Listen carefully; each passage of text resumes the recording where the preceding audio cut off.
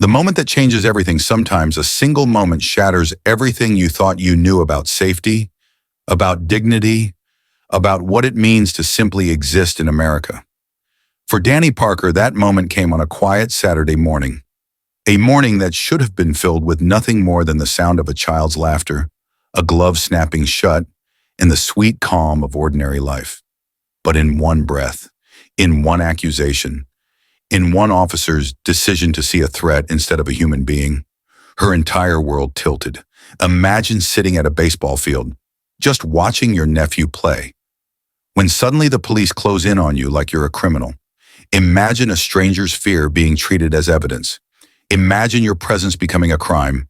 Imagine your nephew watching as the world teaches him, maybe for the very first time, that the rules are different for people who look like him. That's where our story begins. Not with violence, but with a look, a phone call, a lie, and a community forced to face a truth it had always tried to ignore. Before this video ends, you will witness how one woman's courage exposed a system built on quiet cruelty, how a child's tears pushed a town into accountability, and how love, truth, and persistence can shake even the deepest foundations of injustice. This is not just Dani's story. It is America's story. It is our story. And once you hear it, you will never forget it. A normal Saturday, that wasn't the first warmth of a Georgia June morning, drifted across the Maplewood Community Park as if trying to make the world soft, gentle, and harmless.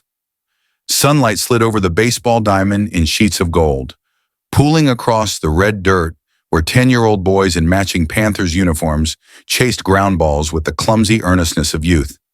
It should have been a peaceful day, the kind that reminded people what childhood was supposed to feel like. But for Dani Carter, 36 years old and already carrying more weight than any one woman should, peace was something she'd learned not to trust. Even on mornings like this, when the breeze found her face and the laughter of children rose into the sky like birdsong, she never allowed herself to fully exhale. Not in Maplewood, not in a suburb where people smiled with their mouths yet stiffened in their shoulders when her shadow crossed their path. She sat on the third row of the metal bleachers, the seat she chose every Saturday, high enough to see everything, low enough to reach the field quickly, and perfectly positioned to monitor both exit routes. It was a habit as much as training. 16 years as a deputy U.S. Marshal had altered the way she saw the world. Angles, threats, patterns, escape paths. Even now, even here, she took in every detail automatically. The patrol car circled the lot every half hour. The blind spot behind the concession stand. The two side paths leave the park. The cluster of parents who always gathered on the home side bleachers, creating their own island of matching visors, overpriced yoga pants, and unspoken hierarchies. Dani didn't belong to their circle. She knew it. They knew it. They didn't have to say it. The distance between them had been established the very first week she brought Micah, her nephew, her heart, to practice. She wrapped her fingers around her warm thermos of coffee and let her gaze drift to him. Micah stood at shortstop in a blue jersey too big for his small frame. His glove looked almost comically oversized, the webbing swallowing his hand. He was all elbows in excitement, bending at the knees too early, popping up too fast, doing everything Coach Williams told him, yet still moving with that awkward beauty of a boy whose bones were growing faster than his confidence. He caught her eye and grinned, the kind of grin that made the whole world soften for a moment. Dani lifted her fingers in a small wave. Micah waved back so hard his hat nearly flew off. This right here, was why she worked the cases no one else wanted, why she took the overnight shifts, why she woke at 4 a.m. more mornings than she cared to count. Micah deserved a real childhood. He deserved Saturday mornings with cereal sticking to his chin and grass stains blooming on his knees. And since his mother, Dani's younger sister, had gone to prison 2 years ago on a mandatory sentence that cared nothing for desperation or addiction, someone had to give him that. Someone had to stand between him and a world that had already taken enough from him. They'd started that morning like they always did, the soft knock on Micah's bedroom door. The boy emerged with sleep-wild hair, rubbing his eyes. Her voice, "You want eggs or cereal?" His answer, "Cereal, the honey kind." as if it wasn't the same answer every Saturday. He ate with the ravenous focus of a growing boy while she cleaned his cleats, checked his glove, and tightened the straps of his equipment bag. Small rituals that kept their fragile world upright. But halfway through his bowl, he'd paused, looked up, asked quietly, "Aunt Dani, why do people stare at us sometimes?" Her hand froze around her coffee mug. "What do you mean, baby?" "At Kroger yesterday, that lady, the one by the cereal aisle, she kept watching us, like she thought we were up to something." Dani had noticed. How could she not? She didn't miss much. Not in grocery stores, not in parks, not anywhere. People's eyes followed her the way motion sensors follow heat. "They're just curious," she'd said gently, hating herself for the lie. Sometimes people notice things without meaning anything by it. You just focus on being you. Let them worry about themselves. Micah had nodded, but his eyes, those deep brown, too old for 10 eyes, held the understanding she wished she could protect him from. That innocence alone didn't guarantee safety. Now as Dani sipped her coffee and watched him play, she felt that same ache rise again. A heaviness, an instinct, a warning without words. Maplewood looked peaceful, yes, the kind of place people advertised when selling safe neighborhoods. But some places were only peaceful for the people who matched the scenery. Dani placed her thermos down and let her eyes move across the field. The clusters of parents, the subtly parted bodies as she walked by earlier. The looks that slid across her with a strange mix of caution and curiosity, as though she were a question they didn't know how to answer. And then, climbing the bleachers with the confidence of someone who had never once questioned her place in this world, came Lindsay Harper. Perfect ponytail, white visor, Maplewood PTA board member. The kind of woman who always assumed her presence was welcome, her comfort guaranteed. "Hi," Lindsay said brightly, stepping up one row. "I'm Lindsay, Noah's mom. I don't think we've officially met. Are you Micah's mom?" "Aunt," Dani answered. "Danielle Carter." "Oh," Lindsay said, drawing out the word just enough to carry meaning. Her gaze flicked, quick, assessing, to Dani's leather work bag, a bag with weight, structure, and quiet authority. "And what do you do, if you don't mind me asking?" "Government work," Dani replied. The smile on Lindsay's lips tightened. Dani knew that look, knew exactly which assumptions were forming. Black woman, government job, raising her sister's kid, social services, probation, casework, anything but a federal badge and a ballistic vest. Anything but real authority. "Well," Lindsay said, "it's great to see you out here. You're always up here by yourself." "I like the view," Dani said simply. Lindsay nodded, retreated, and the moment she reached her cluster of friends, 3 heads turned, 3 eyebrows lifted, and 3 sets of eyes flicked back toward Dani. Whispering began. Soft, sweet, poisonous. Dani didn't flinch. She never did. But a seed of tension sprouted beneath her ribs. On the field, Micah bent for a slow grounder, scooped it up with all the determination in the world, and fired it toward first.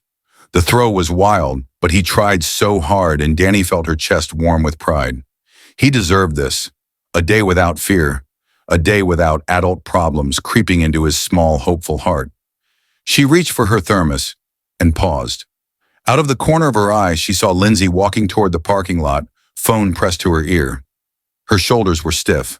Her glance kept darting toward the bleachers. Her free hand gestured sharply, pointing once, unmistakably, in Dani's direction. A cold thread stitched through Dani's chest. She'd seen this posture before, not here, but in crime footage, in witness statements, in neighborhoods where people use law enforcement not for protection, but as a weapon. Maybe it was nothing. Maybe it was dinner plans. Maybe it was gossip. But Dani's instincts, the ones that had kept her alive in raids, standoffs, and the unpredictable chaos of fugitives, whispered otherwise.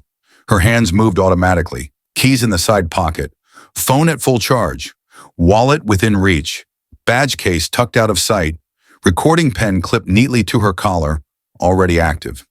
She looked back at the field and forced herself to wave at Micah one more time, her smile steady even as unease curled in her stomach. 6 minutes after Lindsay ended her call, A white patrol cruiser rolled into the lot, and Dani knew the day had shifted, the atmosphere bending into a shape she recognized too well. A peaceful Saturday had just become something else, something colder, sharper, dangerous not because of what she'd done, but because of what she represented in a place where her presence alone was enough to make someone dial 911. Micah might not have understood it yet, but Dani did, and she felt with a painful clarity that the world, their world, was about to tilt. "You don't belong here." The Maplewood patrol cruiser rolled into the park with the slow, heavy certainty of something that already believed it had a right to be there. The engine murmured low as it circled once, unhurried, unbothered, almost theatrical, before pulling into a spot near the field entrance. Every detail was familiar to Dani: the exaggerated sweep of the headlights, the pause before the engine cut off. The way officers often stepped out of their vehicles was already convinced of what story they were walking into. Officer Brian Keaton, mid-40s, broad shoulders filling out his uniform, emerged with one hand resting casually, too casually, on his duty belt. He didn't look at the baseball field, didn't look for context, didn't scan for danger. His eyes locked immediately on the bleachers where Dani sat. His trajectory toward her was so straight, so unwavering, that it might as well have been a drawn line on the ground. Micah was still practicing grounders, unaware that anything was wrong. Innocence is always the last to notice danger. Keaton stopped at the base of the bleachers and tilted his chin upward. "Ma'am," he called, voice sharp enough to slice through the warm morning air. "I need you to come down here and show me some ID." A mother beside him paused mid-sip of her latte. Two fathers lowered their sunglasses, eyes narrowing. The chatter along the bleachers quieted to a thin hush. People sense conflict the way birds sense storms. Dani took a measured breath. She kept her gaze on the field for one more second, one more fleeting moment of Micah smiling, breathing, being a kid, before she turned. "Good morning, officer," she said, voice even. "Can I ask what this is about?" Keaton's jaw pulsed. "We received a complaint." Complaints. It was always plural when the caller was singular, always vague when the actual reason was indefensible. He scanned her thermos, her jacket, and the leather work bag at her side. Something in his eyes hardened, as if her belonging to herself was already too much authority.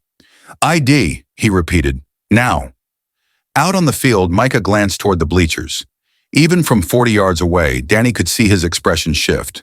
The subtle downturn of his mouth, the pause in his stance, the first flicker of fear. Her heart clenched. "I'm happy to cooperate," she said carefully, "but I need to understand the basis for this stop." That sentence, measured, polite, legally sound, changed the officer instantly. Keaton's posture stiffened. His nostrils flared. His hand dropped slightly closer to his holster. "Ma'am, don't get smart," he snapped. "You're loitering." He pointed toward the yellow sign posted at the park entrance. "No loitering.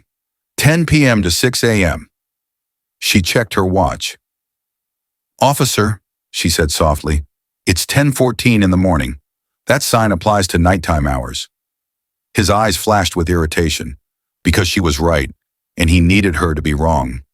"Don't tell me how to do my job," he barked. "ID, now." The bleachers had gone silent.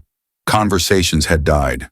Dani felt dozens of eyes pressing into her skin, forming judgments, assumptions, fears that had nothing to do with her character and everything to do with her color.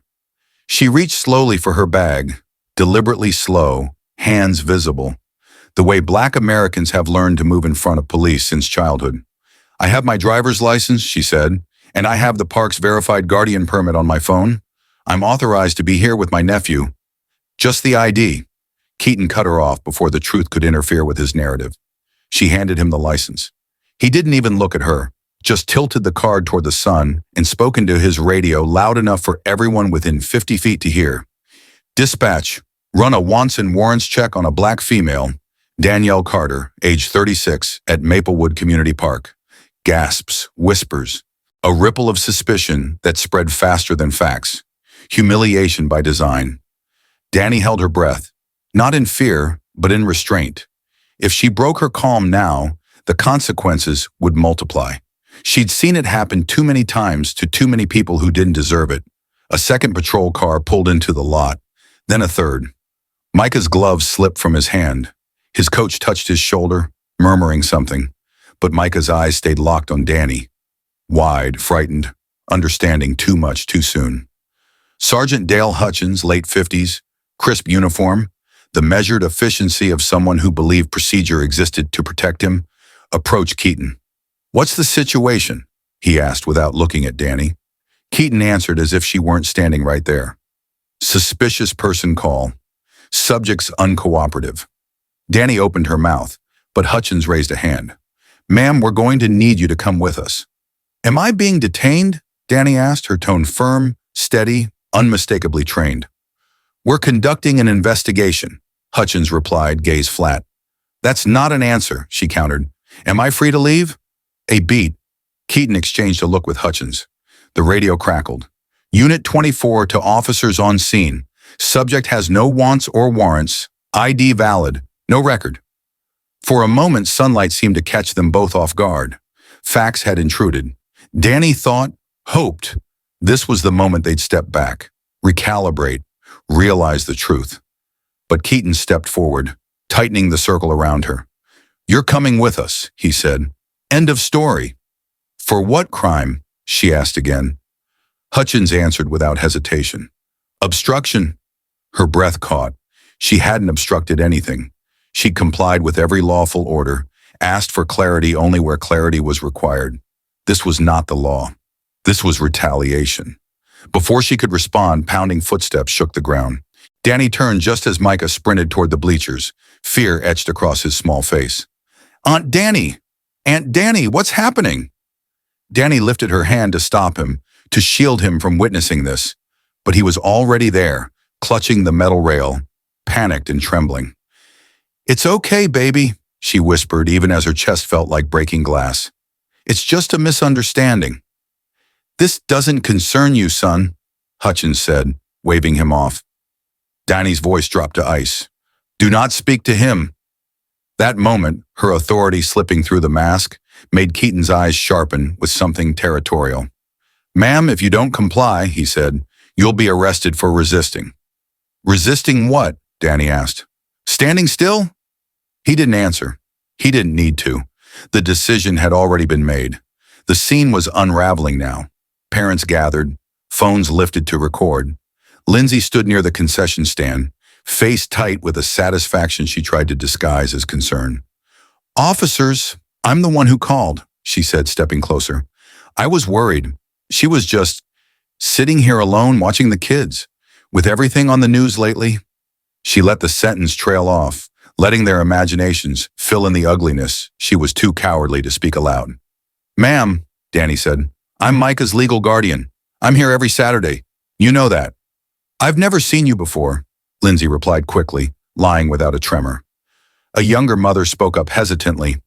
"Actually, I have seen her. She's here every week." Lindsay turned to her. "Are you sure? Maybe you're confused. Lots of people come through here." The woman wilted. Maybe I'm mistaken." Truth was no match for social power. Keaton moved closer. "Ma'am, time to go." Micah's hand clutched Dani's shirt. "Aunt Dani," he whispered, voice cracking. "Please don't go. You didn't do anything." Dani kneeled, pulling him into her arms. "Baby," she said, "listen carefully. You're going to tell Coach Williams to call Mrs. Peterson, okay? She'll take care of you until I come home." "But what if they don't let you come back?" Micah asked. His small voice shattered her, but she steadied herself. "I will always come back for you," she said, "always." Coach Williams jogged over, confusion shifting into anger as he realized what was happening. "Officers, this is ridiculous," he said. "Dani is one of our team guardians. She's never—" "We are not discussing this," Keaton said sharply. "Step back." Dani rose slowly. "I'm complying," she said loudly, clearly, ensuring the recording devices, both hers and the officers, captured her words. "I am not resisting. I am walking voluntarily." It was the only shield she had left. She descended the bleachers with Keaton on one side and Hutchins on the other, an escort meant to humiliate, to create a spectacle. Behind her, Micah screamed. "She didn't do anything. You can't take her. She was just watching me." The words tore through Dani's spine. She didn't turn. She couldn't. If she looked back, she would break. The sun was too bright. The world is too normal. Birds are too cheerful. Life was too cruelly unchanged while her nephew's world collapsed. Dani kept walking. This was how injustice operated in America.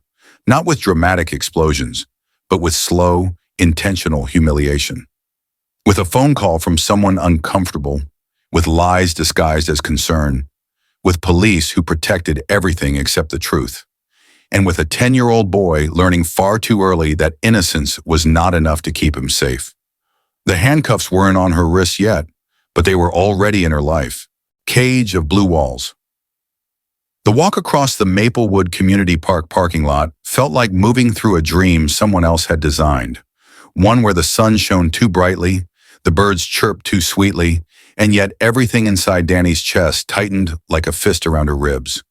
Officer Keaton flanked her on the left, Sergeant Hutchins on the right. Each step felt less like movement and more like surrender, even though she repeated her mantra, "I am complying, I am not resisting," with every breath.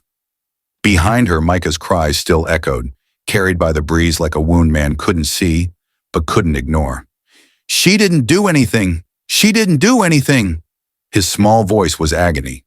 A child shouldn't learn the shape of that sentence so young, but America has its own curriculum for Black children, and Micah had just been enrolled. Dani kept her head forward.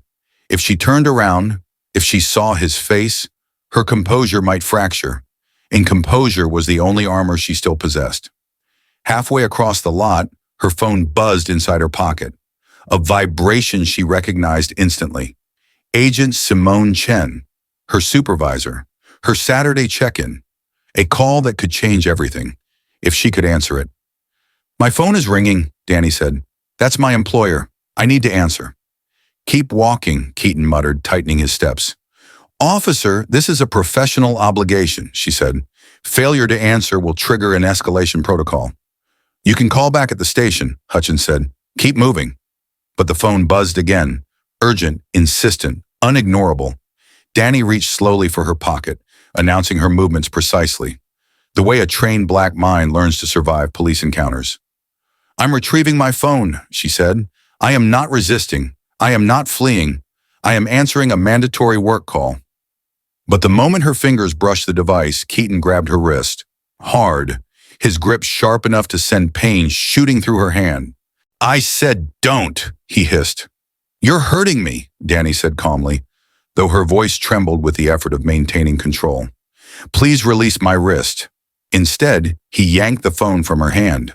The momentum sent it flying to the asphalt, where it struck the pavement with a cracking sound that made the watching parents gasp. The screen shattered into a spiderweb of broken glass. Keaton smirked, satisfied.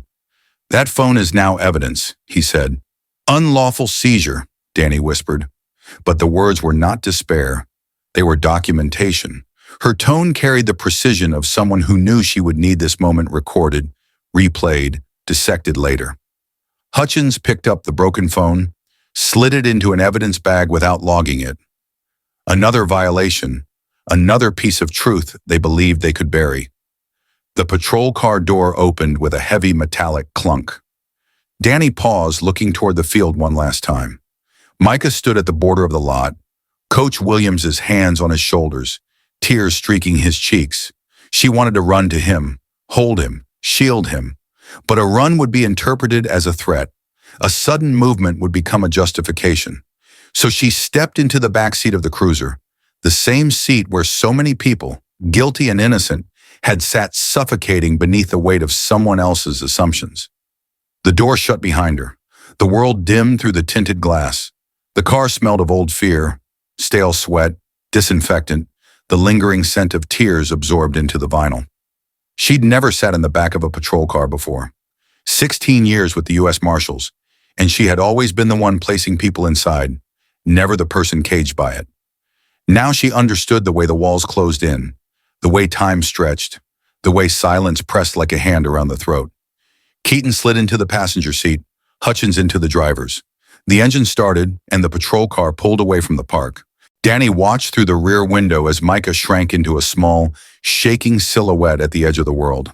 That image would stay with her forever, the moment a child realized justice could disappear right before his eyes. The radio crackled as they drove. Unit 7, be advised. Captain Marsh en route to your location. ETA, 3 minutes. Keaton's fingers drummed on his knee. A subtle flicker of tension passed between him and Hutchins. Good, Dani thought. Let them be afraid. Let the doubt begin. The station loomed ahead, a brown brick box with narrow windows. Unwelcoming, impersonal, a place where humanity went to suffocate. They walked her inside, past rows of officers who barely glanced up. For them, this was routine, but the woman they were escorting had more years in federal service than some of them had spent wearing badges. Still, none of that mattered here. Not yet. The booking sergeant, a tall, salt-haired man with eyes that had seen too much, looked up as they approached. Voluntary questioning? He asked. No, Hutchins said quickly. Obstruction. She needs to be processed. That word, processed, was a blade. Fingerprints. Mugshots. A record that follows you like a shadow, no matter how innocent you are. Dani stood tall. Officer, I am cooperating voluntarily. I have committed no crime. Ma'am, Hutchins interrupted. Empty your pockets. She complied. Slowly, controlled, visible. Keys, wallet, a few folded receipts. Bag too, Keaton added, nodding toward her leather work bag. Dani set it on the counter. The sergeant unzipped it and began inventorying its contents with mechanical efficiency. Notebook, pens, charger, sunglasses. Then, what's this? He asked, hand closing around a slim leather case in the bag's interior compartment. Dani said nothing. The sergeant opened the case. The gold star of the United States Marshal Service glinted beneath the fluorescent lights. Her federal credentials, her authority, her identity shone unmistakably. Time stopped. The sergeant's breath hitched. Hutchins stiffened. Keaton's face drained of color. Dani watched every reaction with a calmness carved from years of discipline. 16 years of honorable service. 16 years of risking her life for a country that had just treated her like a criminal in front of her nephew. Deputy, U.S. Marshal, the sergeant read aloud. His tone trembled. You arrested a federal marshal? He said quietly, eyes narrowing at Hutchins and Keaton. She didn't identify herself, Keaton snapped. She wasn't required to, Dani said, her voice finally taking back its power. I wasn't under arrest. I was attending my nephew's baseball game. I committed no crime. That's, Hutchins stammered. That's not clear. It's very clear, Dani said. You escalated a baseless stop into an unlawful arrest. You seized my personal property without cause. And you failed to notify federal authorities immediately after detaining one of their officers. Her words were no longer defensive. They were prosecutorial. For the first time, Hutchins' certainty cracked. Turn around, Keaton barked, voice shaking. Why? Dani asked. I am not violent. I have complied with every instruction. Restraints aren't necessary. It's not your call, he snapped. He grabbed her wrist, too hard, pain shooting up her arm. Training kicked in. Not aggression, not defiance. Reflex. She shifted her wrist instinctively, the smallest movement needed to protect her tendons from damage. Keaton stumbled backward, shocked. She's resisting, he shouted. I am not resisting, Dani said firmly. I am protecting myself from unnecessary force. Keaton lunged again, wrenching her arms backward. Cold steel bit into her wrists. Too tight, deliberate. These cuffs are cutting circulation, she said. I request they be loosened and documented. Noted, Hutchins muttered, though he did nothing. Pain radiated up her forearms, but Dani kept her breathing steady. She had been through worse, much worse. I am invoking my right to remain silent, she said, and I am requesting an attorney. The words sliced through the room, clean, precise, undeniable. Silence followed. Dani felt the weight of the handcuffs, the throbbing in her wrists, the ache in her shoulders. She felt rage simmering beneath her calm, but she kept it contained. Not for the officers, not for herself, for Micah. Always for Micah. A commotion echoed from the front of the station. Raised voices, footsteps. Then, where is she? Where is her guardian? You detained her without notifying child services? Mrs. Peterson, Micah's caseworker, burst through the door, breathless, furious, righteous. The sergeant pointed her toward the booking area. Her eyes widened when she saw Dani in cuffs. This is unacceptable, she snapped. She is the legal guardian of a minor child who is now without supervision. What justification could you possibly have for this? Dani met her eyes. Please take Micah home, she said softly. Tell him I'll see him tonight. Because she would. She would not let this break her. She would not let this system take one more person from him. Keaton tugged at her arm. Let's go, he muttered. And Dani, Deputy U.S. Marshal Danielle Carter, walked into the holding cell, carrying pain like a shield, dignity like a weapon, and truth like a storm-gathering strength. They thought they'd taken her power, but they had only given her purpose. Who the system really serves. The Maplewood holding cell was barely larger than a walk-in closet. A concrete bench ran along one wall, and a harsh fluorescent bulb hummed overhead, washing everything in an anemic gray light. It smelled faintly of bleach and the ghosts of fear left behind by whoever had sat here last. Dani lowered herself onto the bench slowly, the ache in her shoulders flaring with each movement. The metal cuffs had been removed, but the bruises they left behind pulsed beneath her skin. Physical proof of the invisible truth. That authority, when unchecked, becomes violence wearing a badge. She inhaled deeply, then exhaled, long and slow. Patience. It was the greatest survival skill she'd learned in 16 years of service. Patience and the knowledge that truth, real truth, always leaves a trail. She looked around the cell. 4 walls, no phone, no clock, no way to reach Agent Chen, no way to reassure Micah. Isolation wasn't just a tactic. It was punishment. It was control. Dani knew exactly what was happening. Keaton and Hutchins were stalling. They were counting minutes like gamblers, hoping time would cover their mistakes in dust before the wrong person noticed. But the wrong person always notices, especially when the violated party wears a federal badge. She closed her eyes, replaying every second since Keaton first walked up to her at the bleachers. She didn't replay it to torment herself. She replayed it to preserve it, to memorize tone, phrasing, and timing. Evidence wasn't just something you collected with cameras. Sometimes it lived inside you until you wrote it down. Outside the cell, something shifted. Voices rose, papers shuffled. A sense of unease crackled through the air vents. Something had changed.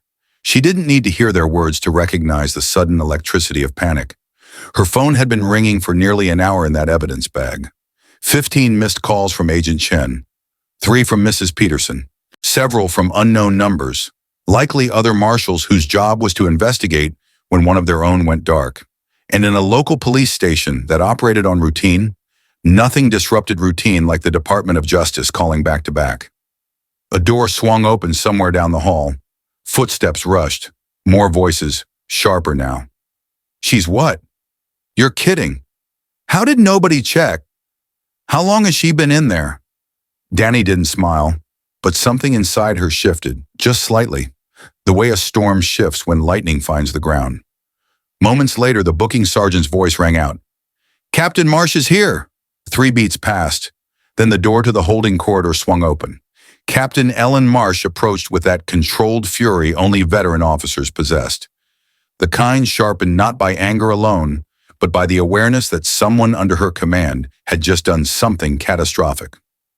Dani didn't stand. She didn't speak. She simply met the captain's gaze through the bars. Marsh's eyes flicked to the bruises on Dani's wrists, to the redness where the cuffs had bitten too deeply, to the stillness in her posture, the kind of stillness born from training, not fear. You are Deputy U.S. Marshal Danielle Carter, Marsh said. It wasn't a question. Dani nodded once.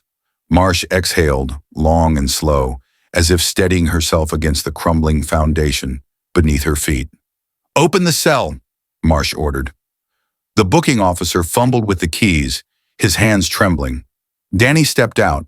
Her legs were stiff, her shoulders ached, but she carried herself with the quiet force of someone who refused to be diminished by those who tried. "Where are my belongings?" she asked calmly. The sergeant scrambled. The evidence bag appeared, her cracked phone inside. Then the leather credential case, placed gently on the counter this time, was handled like a live wire. "We hadn't logged those yet," he said weakly. "You opened my credential case, saw my badge and didn't log it?" Dani asked. He swallowed. "That was an oversight." "An oversight," she repeated softly, each syllable carrying the weight of every violation that had unfolded since the moment Keaton walked up to her in that park. Marsh's face hardened. "Sergeant, step away," she said. He obeyed. Hutchins hovered near the doorway, his earlier confidence gone. Keaton stood beside him, the bravado drained from his posture. His hands twitched at his sides as if he still wanted to reach for authority he no longer possessed. Marsh turned on them. "What exactly made you think you had grounds to detain a woman sitting alone at a baseball game?" she demanded. "We received a complaint," Keaton said quickly. "Suspicious behavior." "Suspicious how?" Marsh snapped. "Was she armed, threatening, trespassing? What?" Keaton faltered. She was watching kids." "Watching kids," Marsh repeated flatly, "at a children's baseball field." "She refused to provide ID at first," Hutchins added. Dani spoke then, steady, controlled. "I asked for clarification. That is not a refusal. That is my right as a citizen." Marsh nodded slowly. "She questioned our authority," Keaton said. "Got argumentative." A muscle in Marsh's jaw twitched. "So your justification," she said, "for handcuffing and detaining a federal marshal, without verifying identification, without notifying supervisors, without cause, was that she questioned you?" Silence.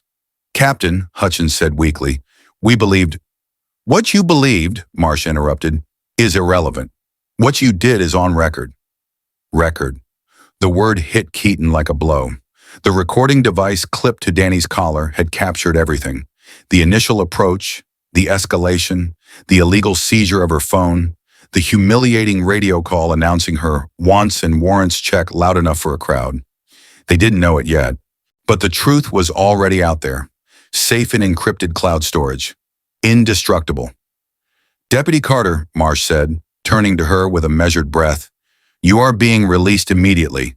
The department will initiate an internal review." Initiate. Review. Words that often led nowhere. Words designed to soothe the surface while leaving the root intact. "Where is my nephew?" Dani asked.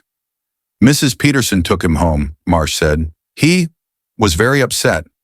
Dani pressed her lips together, steadying the tremor that wanted to rise through her throat. "I'll be filing a formal complaint," Dani said, "and a federal civil rights violation report. I will also be submitting a FOIA request for all body cam footage and radio communication related to this incident." Marsh nodded stiffly.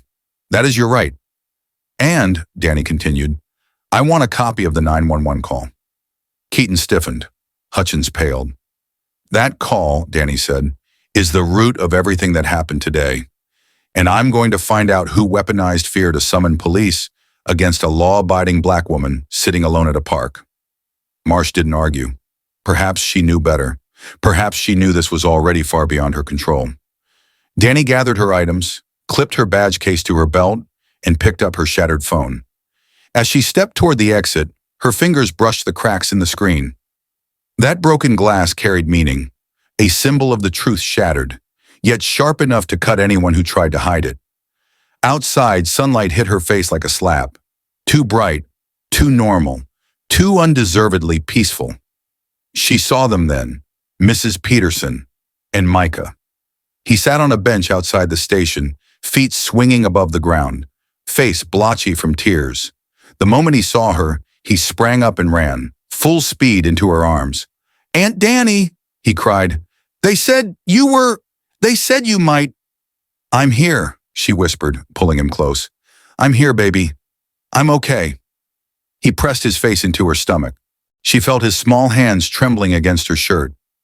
That trembling wasn't just fear. It was betrayal, by a world that told him he was safe, then proved he wasn't. Mrs. Peterson approached, eyes sharp, voice tight with protective anger. "We need to talk," she said. "What they did was unacceptable. And I'm filing a report too.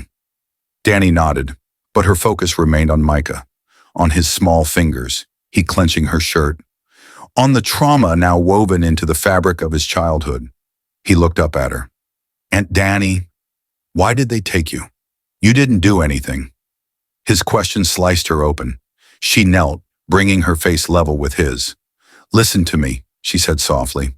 Sometimes people let their fear tell them lies. And sometimes those lies hurt people who look like us. That's not fair, he whispered. No, baby, it's not. Will it happen again? He asked. She didn't lie. She wouldn't. It might, she said gently. But we'll face it together, and we'll fight to make it better, for us and for everyone else. He nodded, pressing his forehead to hers, a gesture of trust, of grounding, of love surviving injustice. Mrs. Peterson cleared her throat. There's going to be fallout from this, she warned. Some people aren't going to like that you're fighting back. I don't need them to like it, Dani said quietly. I need them to learn. She rose, holding Micah's hand, and guided him toward the car. Behind her, the Maplewood police station loomed, a building made of brick, steel, and centuries-old habits. But Dani wasn't afraid of it, not anymore, because she'd seen it clearly now, not as a protector of truth, but as a reflection of who society believed deserved protection and who did not. And she had decided something. If the system wouldn't protect her, she would expose it. If the system wouldn't protect Micah, she would transform it. If the system had forgotten its humanity, she would remind it. Her fight had only begun. The truth that won't stay quiet. The Internal Affairs conference room felt like a courtroom stripped bare. No jury, no spectators, just truth in the people brave or foolish enough to face it. Dani sat at the long metal table, her posture straight, her hands folded with the same control she'd learned on the job. Control that wasn't for her, but for the people who tried to read weakness into her silence. A recording device blinked red at the table's center. A slow, steady pulse. A witness. Across from her sat investigator David Monroe, gray-haired, weary-eyed, and carrying the quiet demeanor of a man who had spent decades listening to lies dressed as truth. He did not look hostile. He did not look friendly. He looked tired. On the far side of the room sat Sergeant Hutchins, posture stiff, gaze fixed somewhere over Monroe's shoulder, as though eye contact might burn him. It probably would. Guilt has a temperature. Deputy Carter, Monroe began, flipping open a manila folder thick with printed forms. Before we proceed, I need to verify your federal employment. Dani reached into her bag and placed her leather credential case on the table with deliberate care. Monroe opened it. The gold star of the U.S. Marshal Service gleamed beneath the fluorescent light like a silent accusation. His expression shifted, not dramatically but enough. A tightening of the mouth, a slight narrowing of the eyes, a look that said they did not know who they arrested, and now he was the one forced to clean it up. You've been a deputy U.S. Marshal for 16 years, he read aloud. Fugitive Apprehension Unit, High-Risk Warrant Service, Federal Witness Protection Rotations. Yes, Dani replied. Why didn't you identify yourself during the initial encounter? He asked. Because I wasn't required to, Dani answered. I was a civilian at a park watching my nephew. I had committed no crime. No officer had articulated reasonable suspicion. My federal badge is not a shield to be used casually. Her voice held no anger, only truth. But sometimes truth itself is inflammatory. Hutchins shifted heavily in his chair. Monroe nodded. Walk me through the interaction from your perspective. Dani did not rush. She spoke with the precision of someone accustomed to testifying in federal court. Calm, exact, unstoppable. She laid out the facts. Keaton's approach without cause. His refusal to explain the complaint. His threat-laced tone. The illegal demand for ID. The crowd is watching. Micah's fear. And finally, the moment Keaton seized her phone and threw it to the pavement. The crack of shattering glass still echoed through her memory, sharp and personal. Monroe listened, pen tapping against his notebook. But it was his eyes, his increasingly focused gaze, that told her words were landing exactly where they needed to. When she finished, Monroe asked, Deputy Carter, Do you have any documentation that supports your version of events? Dani reached into her bag again. She placed an ordinary black pen on the table. Except it wasn't ordinary. This is a recorder, she said. One-party consent. Legal in this state. I activated it the moment Officer Keaton approached me. Hutchins inhaled sharply. Monroe leaned forward, studying the device. You have the recording? I have 3 copies, Dani replied. One on this device, one in my encrypted personal cloud, and one automatically synced to the Marshal Service as part of my duty log settings. The color drained from Hutchins's face. Whatever thin shield he'd been hiding behind shattered. Play it, Monroe said quietly. Dani pressed a button. Keaton's voice filled the room, sharp and arrogant. You need to leave this park now. Her own reply followed, measured, calm, impossibly composed considering the humiliation she'd been enduring. Good morning, officer. Can I ask what this is about? Then came the escalation. Keaton's clipped demands. His refusal to explain. His voice tightened, building a narrative that didn't exist. And the sound of Micah in the background. A small voice. Confused. Afraid. When the audio reached the moment the phone hit the asphalt, Monroe flinched. The crack was unmistakable. Then the recording captured Dani narrating her compliance exactly as it happened. I am complying. My hands are visible. I am walking voluntarily. I am not resisting. Truth in her own voice. The recording ended. Silence swallowed the room. Monroe leaned back slowly, folding his hands over the folder. Deputy Carter, he said, voice steady but weighted, I have reviewed hundreds of officer-involved incidents. It is rare that the complainant provides evidence this clear, this thorough, and this irrefutable. Hutchins glared at the table, jaw clenched so tightly it trembled. Monroe continued, based on what I've heard, Officer Keaton initiated the stop without reasonable suspicion, escalated without cause, used excessive force, seized your property unlawfully, and detained you without justification, and falsified parts of his report, Dani added softly. That as well, Monroe conceded. She slid another document toward him, her formal, written complaint, pages of timestamps, policy violations, direct citations of state and federal law. Monroe skimmed the first page, and his mouth pressed into a thin line. This is extremely thorough, he said. Did you prepare this yourself? Yes, he nodded slowly. You've built the kind of case most misconduct investigations never receive. This isn't just about me, Dani said. Her voice tightened, not with anger, but with something far more powerful. This is about a pattern. She reached into her bag once more, retrieving a USB drive. This contains 18 months of 911 call logs from Maplewood Parks. I acquired them through a FOIA request. Monroe blinked. 18 months? Yes, Dani said. 47 calls reporting suspicious persons. 43 of those were black adults or teenagers simply existing in public spaces. Hutchins stiffened. That doesn't prove anything. People call about what concerns them. People call about what they fear, Dani interrupted. And fear is not a crime. Monroe held up a hand. Sergeant, please. He turned to Dani. You're suggesting systemic racial profiling. I'm not suggesting it, Dani said firmly. I'm proving it. Monroe studied her for a long moment, absorbing everything. The data, the recording, the bruises on her wrists, the quiet strength in her voice. Deputy Carter, he said finally, I'm expanding this investigation, beyond the incident at the field, beyond Keaton and Hutchins. If this data holds, we're looking at a pattern of discriminatory policing and community misuse of 911. Hutchins shot to his feet. This is insanity. We were responding to community calls. We always respond to community calls. And why, Dani asked quietly, does the community only report black bodies as suspicious? Hutchins had no answer. The question lingered in the air like smoke, thick and undeniable. Monroe added her USB drive to the growing pile of evidence, then folded his hands. What outcome are you seeking, Deputy Carter? He asked. Justice, accountability, truth. But she didn't voice the first words that rose in her chest. Instead, she said, I want the harassment to stop, at Parks, on sidewalks, in stores. I want Black families in Maplewood to exist without being treated as threats. I want my nephew to sit on those bleachers without learning fear before he's learned long division.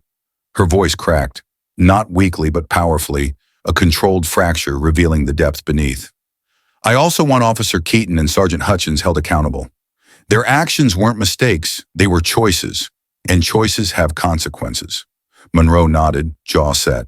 There's one more thing, Dani said softly. She pulled up an email on her newly repaired phone and slid it across the table. Monroe read the message, short, anonymous, sinister. You should drop this. Think about what's best for your nephew. He looked up sharply. You've been threatened. Yes. Have you reported this to your agency? Yes. The marshals are investigating.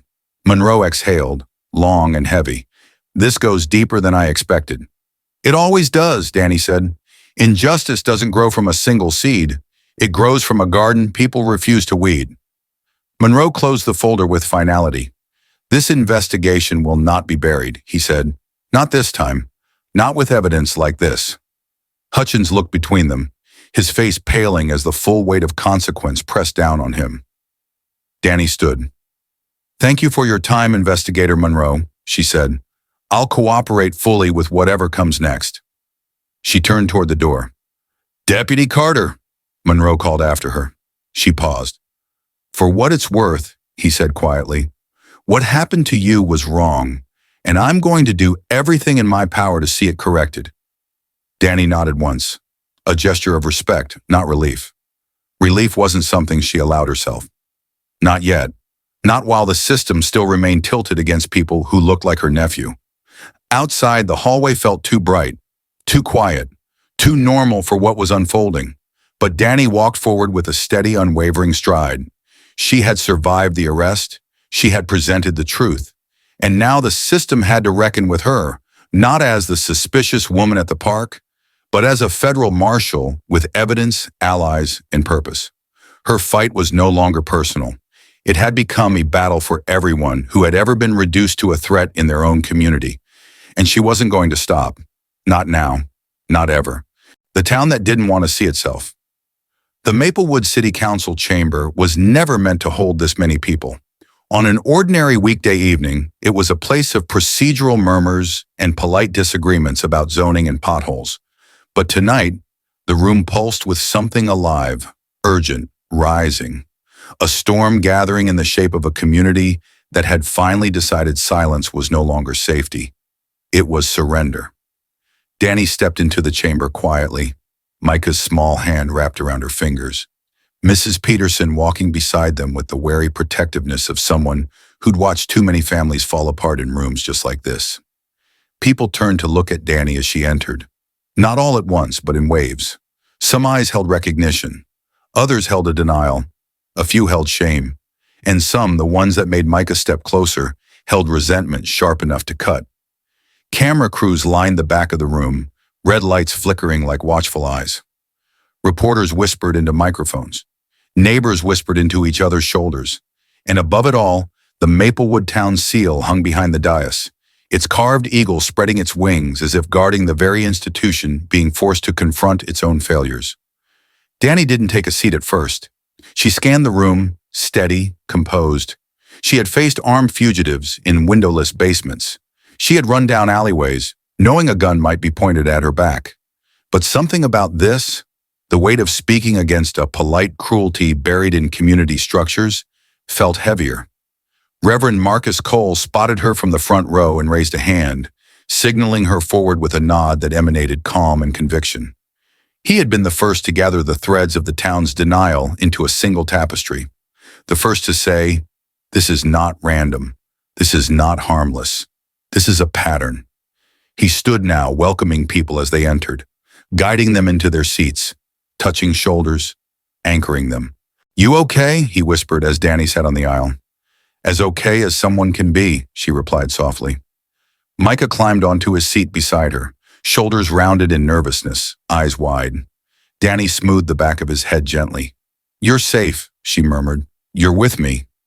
He nodded, but his hand never left her sleeve. A moment later, the gavel cracked. Mayor Thompson, a man who rarely displayed emotion beyond bureaucratic fatigue, looked uncharacteristically tense. He straightened a stack of papers in front of him, cleared his throat, and addressed the crowd. "This meeting of the Maplewood City Council is now in session," he announced. "We will begin tonight with the public comment portion." A hush fell. The clerk called the first name, Sarah Holloway. A rustle moved through the chamber like a breeze turning sharp. Dani felt Micah stiffen beside her. She rested her hand on his knee. Sarah walked briskly toward the podium.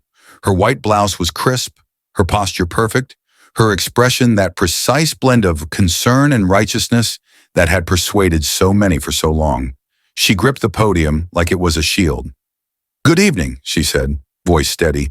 "I'd like to begin by saying I care deeply about our community's safety." The euphemism fell into the room with the weight of a stone. "I called the police on the day in question because I saw an unfamiliar woman." A ripple of exasperation moved through the crowd. Sitting alone in the bleachers, watching the children.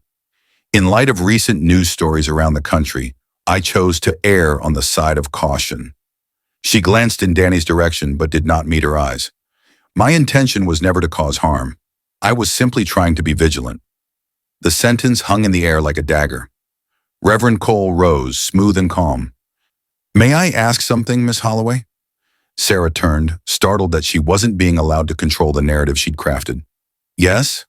You said unfamiliar. Oh, do you believe unfamiliarity alone is grounds to call 911? I was concerned." "Were you concerned," he asked gently, "about the behavior or the person?" Sarah bristled. "I didn't mention race." "You didn't have to," said a voice from the front row, because everyone in Maplewood knew what she meant. Reverend Cole stepped back, making space for the next voice, the one Sarah had not prepared for. A young woman stood in the second row, sharp bob haircut, glasses, laptop tucked under one arm. Emily Park, ACLU civil rights attorney. She approached the display screens, flanking the dais, and connected her laptop. Numbers flashed onto the screen behind the council members. Data, pattern, truth. "Let's talk about the calls," Emily began, tone cutting through the room with practiced calm. 18 months, 47 suspicious person reports from City Park. Her fingers clicked on the keyboard. A pie chart filled the screen. 43 of those calls, 91%, involved descriptions of black individuals doing nothing illegal. Murmurs filled the space. Another click. A line graph appeared, 2 lines twisting upward together. "This blue line shows the number of suspicious person calls per month," she explained. "This red line shows payments to Safe Neighbor Patrol, the private security company contracted by the city." All eyes shifted to Councilman Alex Price. His jaw tensed. "You'll notice the correlation," Emily said. "Before the contract, average calls per month, 8. After the contract was signed, 27. A 340% increase." Councilman Price cleared his throat. "My company responds to incidents. We don't manufacture them." "Don't you?" Emily asked, clicking again. A map of Maplewood populated the screen. Clusters of blue dots concentrated on the east and south sides, predominantly black neighborhoods. "Your company's revenue increases when call volume increases," she said. "And the overwhelming majority of those calls are made by a small group of residents, many of whom attend the same HOA meetings, social gatherings, and community fitness clubs." All eyes slowly turned toward Sarah. Emily stepped away from the podium, letting the data speak for itself, and the truth was deafening. Mayor Thompson rubbed his forehead, eyes closing briefly. "Thank you, Ms. Park," he murmured. Before he could move on, another figure stood, a woman in a tailored black suit, her badge visible, clipped to her belt. Agent Simone Chen, U.S. Marshal Service. The room shifted, people straightened, cameras zoomed, even council members leaned forward, not out of curiosity but instinctive respect. She spoke with a calm authority that could steady a storm. "The U.S. Marshal Service," she began, "has referred this case to the Department of Justice Civil Rights Division for investigation." A gasp tore through the chamber. "That investigation," Chen continued, "will examine potential violations under Title 18, U.S.C. Power 242, deprivation of rights under color of law." The words didn't just echo, They landed like a gavel in the soul of the town. Hutchins, seated in a back corner in civilian clothes, went pale. Next to him, Officer Keaton shifted subtly toward the exit, like a man preparing to flee. But this isn't only about one incident, Chen continued. It is about patterns, systems, choices, and the culture that makes those choices seem normal.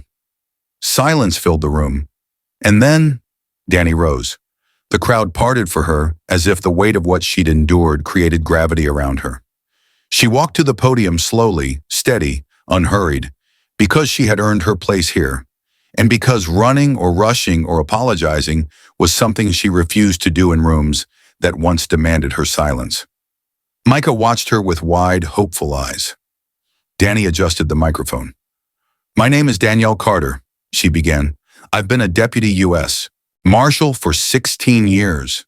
I've kicked down doors in the dead of night. I've chased fugitives across state lines. I protected witnesses who thought death was inevitable. I've done my job with honor." She inhaled deeply. "But none of that protected me the day I watched my nephew play baseball." The room leaned in.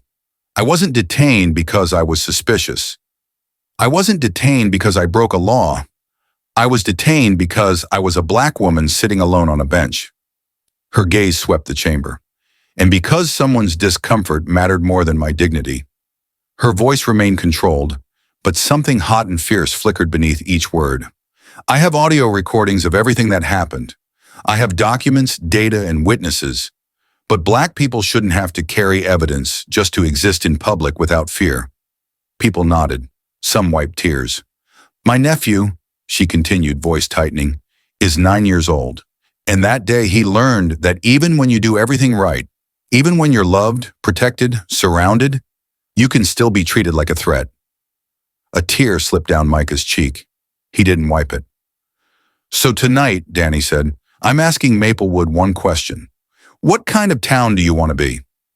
She let it hang, heavy, inescapable. A town where fear dictates policy, or a town where every child, every family, knows they belong? She stepped back, finished but unbroken. The room erupted. Not quietly, not politely, but with the roar of people who had finally heard truth spoken without apology. It took minutes for the chamber to quiet again. When it did, Investigator Monroe, invited by the mayor to speak, stood and approached the microphone. "I have completed a preliminary review," he announced. "My recommendations are as follows." The room held its breath. "Officer Keaton is to be suspended without pay, pending a formal disciplinary hearing." A murmur. "Sergeant Hutchins is placed under internal affairs review." A louder murmur. "And the city is advised to suspend its contract with Safe Neighbor Patrol immediately, pending a full audit." Councilman Price stood. "I need to recuse myself."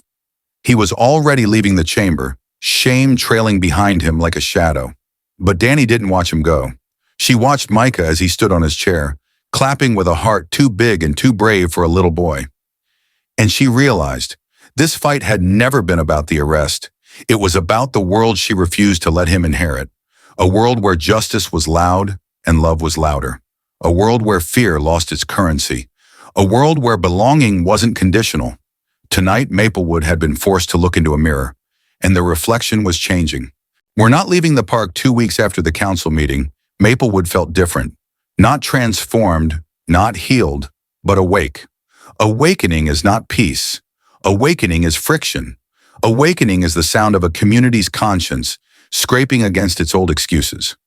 And yet on that Saturday morning, as Dani pulled into the familiar lot beside Maplewood City Park, with Micah's glove peeking out of his backpack and hope tugging at his smile, she felt something she hadn't felt since before the arrest.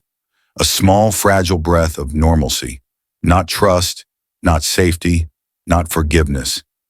Just the permission to breathe in a town that had once tried to expel her like an unwelcome truth. "You ready, champ?" she asked, turning off the engine. Micah nodded, though his hand tightened around the strap of his equipment bag. "Yeah, I think so." "What's the rule?" she asked gently. "That we show up," he said, "even if some people don't want us to." Dani smiled. "That's right." They stepped out of the car. The air smelled of fresh-cut grass and sunscreen, the usual scent of suburban Saturdays. Kids ran ahead toward the diamond, their laughter bouncing off the metal bleachers. Parents stood in small clusters, coffee cups in hand, conversations dipping into murmurs when Dani walked by. But this time, things were different. Some nodded, some smiled, some avoided her gaze. That was fine. Dani didn't need their comfort, only their acknowledgement that she belonged here.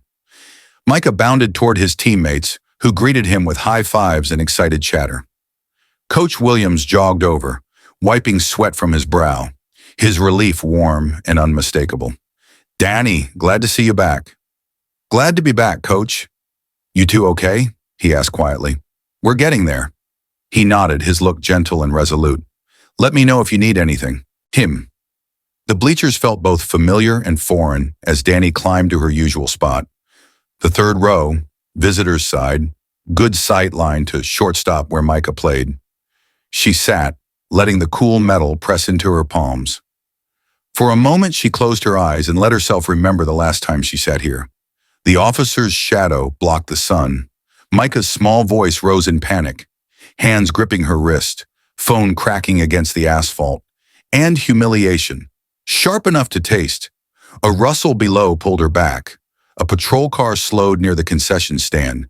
Dani tensed instinctively until she saw who was driving. Officer Tyler Ramos. Young, trained, idealistic. The only one who had looked uncomfortable when her arrest spiraled into a spectacle. He slowed, rolled down the window, and gave her a respectful nod. "Morning, Marshal," he called. Marshal, not ma'am, not miss, not subject. He used her title, not because of rank, but because of respect. "Morning," she replied. Then he drove on. It was a small gesture, but sometimes small gestures carve the first cracks in mountains. Micah took his place at shortstop, glove tapping against his thigh, knees bent, ready. He looked toward the bleachers, searching. When he found her, she waved. His grin, wide, unguarded, made every bruise on her wrist worth it.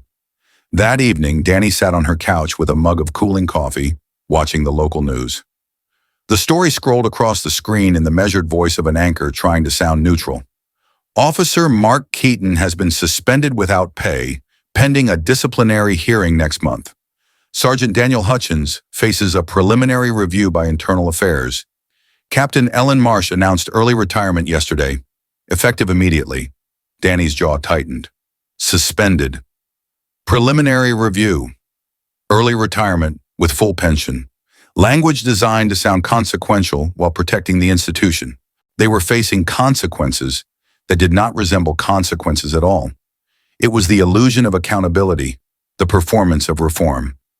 Her phone buzzed. A text from Ramos.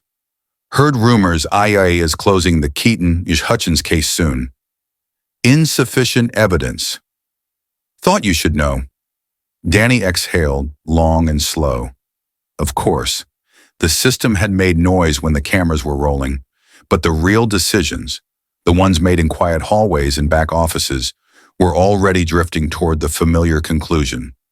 Protect the badge, not the truth. But she wasn't surprised. Disappointed, yes, but not unprepared. A knock sounded. Dani stiffened. She checked the security camera. No one. But on the doormat lay a plain white envelope, hand-delivered, no name, no address. Warning signs gathered in her mind like constellations. She pulled on gloves before picking it up. Inside was a single paper sheet, full of heavy black redaction bars, only fragments visible. Safe Neighbor Patrol monthly quota. Price confirms. Expand to Southside Parks. The final line, unredacted. They know you have the audit. Watch your back.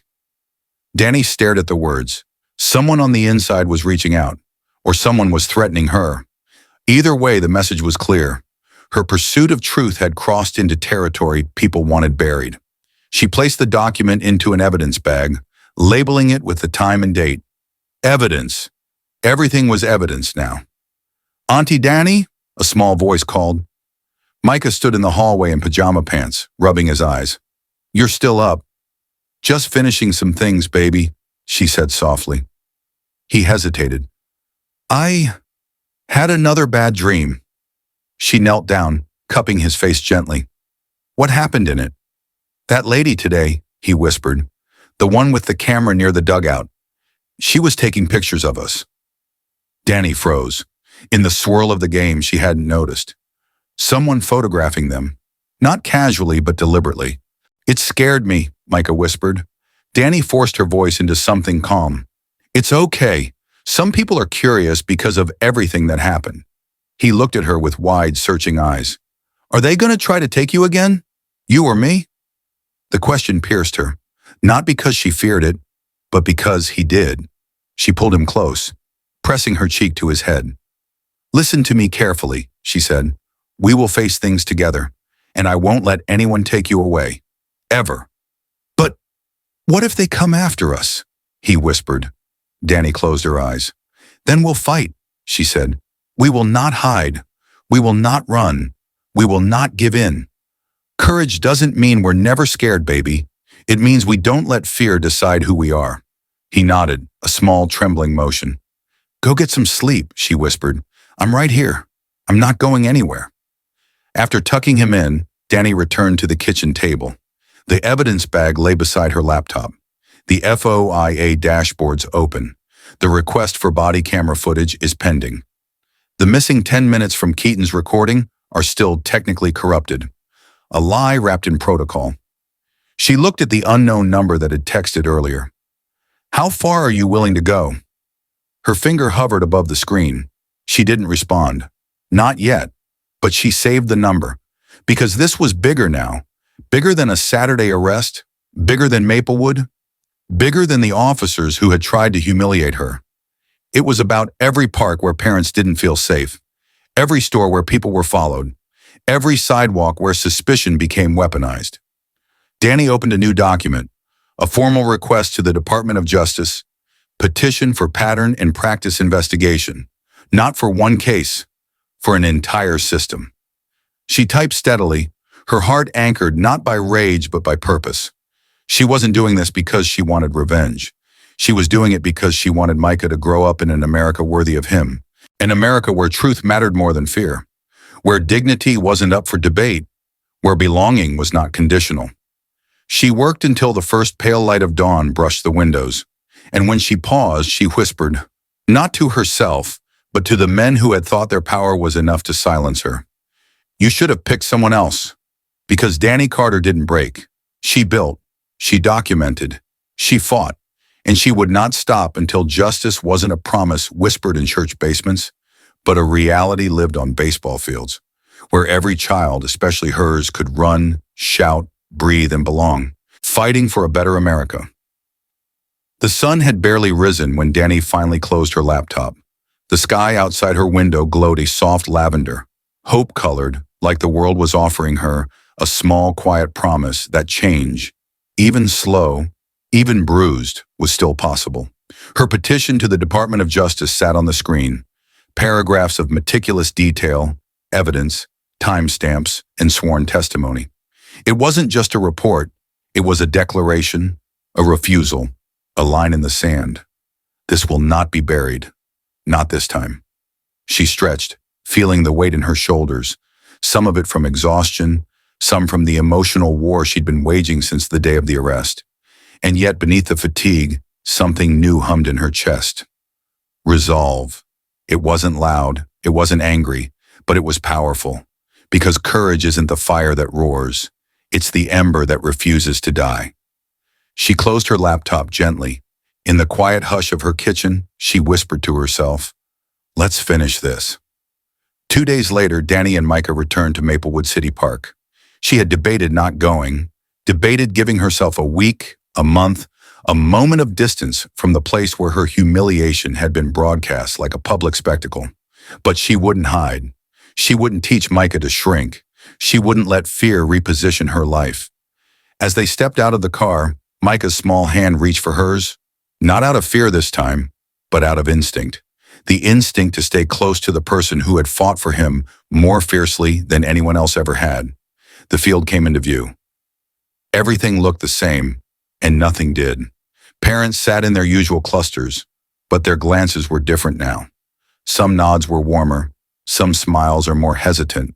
A few faces stiffened with discomfort, but even those who looked away carried the weight of knowing the truth, knowing the data, knowing Dani hadn't exaggerated, knowing the system had been exposed, and knowing none of this could be unseen. Micah ran toward the field, eager to join his teammates. Coach Williams spotted him and raised a hand with a grin that reached his eyes. Dani took her seat on the third row of the bleachers, the same spot where everything had unraveled, the same spot where fear had once pressed into her ribs like a blade. But today, sitting there felt different, like reclamation, like healing by defiance. A soft breeze carried the smell of cut grass. The metallic clink of bats echoed across the field. Children's voices, high, hopeful, free, wove through the morning like a reminder of what she was fighting for. Then something unusual happened. One by one, people approached her. A mother she recognized only vaguely from previous games paused at the bottom of the bleachers. "Ms. Carter?" she asked nervously. "I just wanted to say, I'm sorry, I didn't see it before. I didn't want to." Dani nodded gently. "Thank you." Another parent came up, then another. Some apologized. Some offered quiet support. Some simply said, "We're glad you're here." Not everyone, of course. Some kept their distance. Some clung to their comfort more tightly than truth. But change doesn't require unanimity. It requires momentum. And Dani could feel something shifting, even if slowly. Near the parking lot, a patrol car rolled by. Dani stiffened reflexively until she recognized Ramos behind the wheel. He gave her a respectful salute, not performative, not patronizing, just a gesture of acknowledgement. She nodded back. One gesture doesn't fix a system, but it can begin to fix a heart. The game began. Micah fielded a ground ball, scooped it clean, and threw to first with a confidence that seemed to rise from somewhere deeper than practice. Somewhere, fortified by knowing his aunt fought for him. Dani felt something inside her loosen, a small knot of fear that had lived in her chest since that terrible day.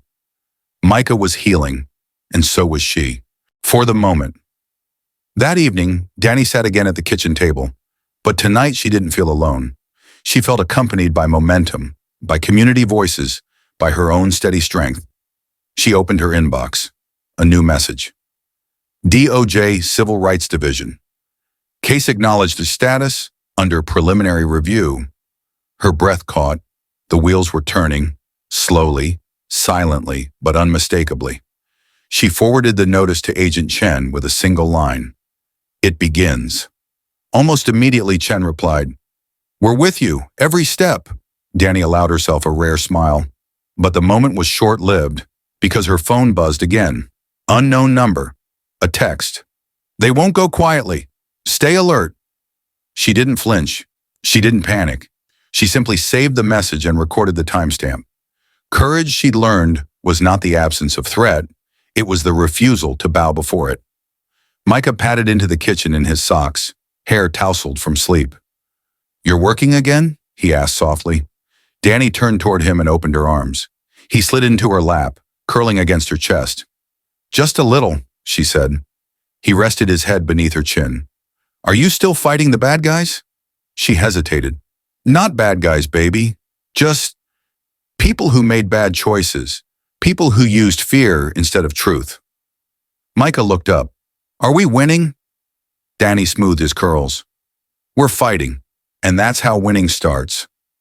He nodded. After a few seconds, he whispered, "I'm proud of you." Her throat tightened painfully. Few words had ever struck her with such force. "I'm proud of you too," she murmured. "You were brave that day, braver than anyone should ever have to be." "Does that mean the world's getting better?" he asked. Dani looked at the evidence bags on her table, the FOIA documents, the redacted email, the DOJ acknowledgement, the echoes of applause at the council meeting, and the memory of the day everything shattered. Was the world getting better? Not suddenly, not completely, but inch by inch, fight by fight, voice by voice. "Yes," she said finally, "if we keep working, if we keep loving, if we don't give up on each other, then yes, it gets better." Later, after tucking Micah into bed, Dani stood at the window, looking out at Maplewood's quiet streets. The kind of streets where people once insisted racism didn't exist because they couldn't see it. But now they could, because she refused to let them look away. Her phone buzzed again, an alert. Local news update, community calls for reform. Sweep across Maplewood. Across the screen were images from that night at the council meeting. Reverend Cole is standing tall. Emily Park presented data that burned denial to ash. Agent Chen speaks federal truth into a local room. Dani at the podium, eyes steady, voice unshaken, telling a town who it really was and who it could become. The caption read, "A community awakens." Dani exhaled, her chest lifting with something warmer than hope. Purpose. The next morning, she and Micah walked to the park again. The sun hung low, casting long shadows across the grass. As they reached the entrance, Dani stopped. For the first time in weeks, she felt the heaviness drift. "Why'd we stop?" Micah asked. She looked around. The bleachers, the field, the place where everything had happened. And she realized something. She wasn't afraid anymore. She wasn't angry anymore. She wasn't merely surviving. She was standing on the ground she had reclaimed. "We didn't come just to watch the game today," she said softly. Micah frowned. "Then why?" Dani knelt so her eyes met his. "Because this park is ours too, and we're not leaving."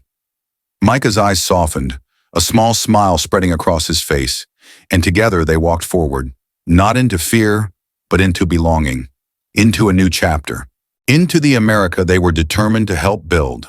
One where justice was not a privilege, where love carried power, where courage outlived prejudice, and where children like Micah could grow without the weight of suspicion shaping their futures.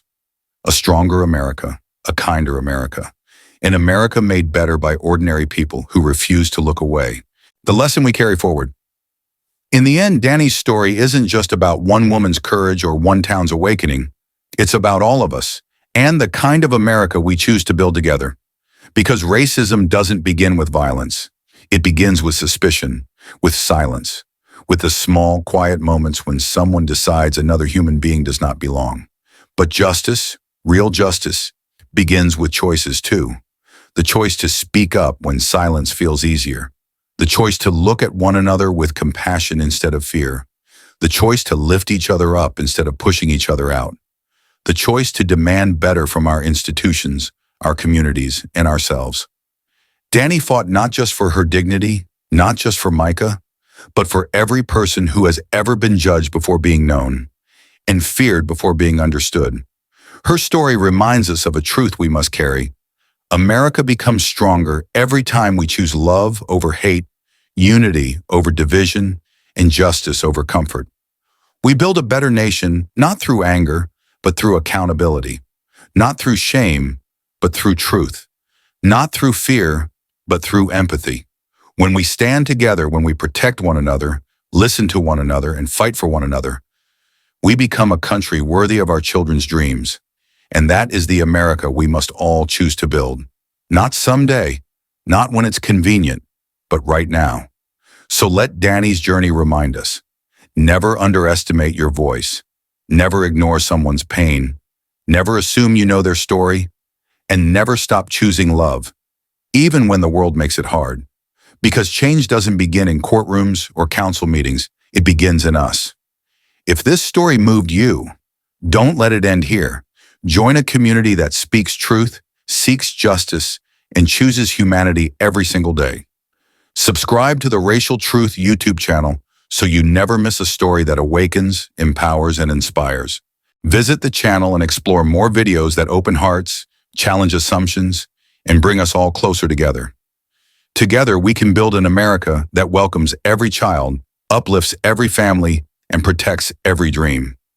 Thank you for watching. Thank you for feeling. Thank you for choosing love. When we grow together, America rises together.